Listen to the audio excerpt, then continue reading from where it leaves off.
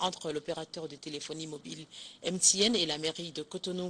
Les responsables de ces deux structures, accompagnés du ministre de la Jeunesse, des Sports et des Loisirs, ont fait une descente sur ce chantier dans la matinée de ce vendredi. C'est pour constater l'état d'avancement des travaux. Il y a quelques semaines, les usagers de cet espace étaient bien loin d'imaginer que leur lieu de distraction par excellence pouvait bénéficier d'une affection aussi insoupçonnée. Un projet de réhabilitation de type moderne leur est gracieusement offert par l'opérateur GSM MTN Bénin en partenariat avec la mairie de Cotonou. Ce domaine en particulier est un domaine très bien situé, que tout le monde connaît, mais qui était dans un état de quasi-abandon.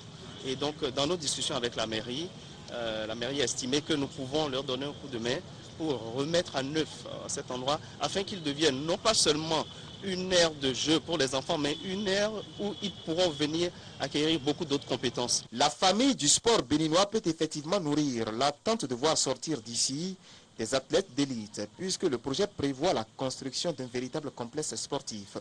Des pratiquants de presque toutes les disciplines collectives, ceux s'adonnant à la pétanque et la boxe, y trouveront leur compte.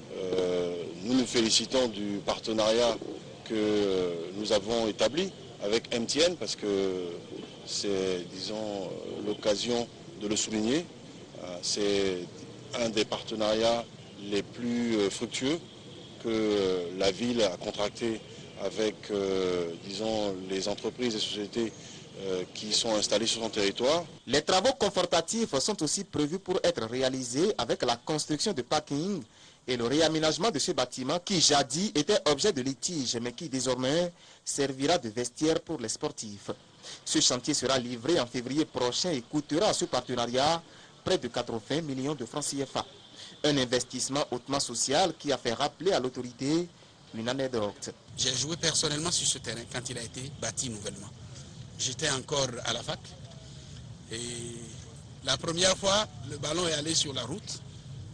Un véhicule l'a écrasé.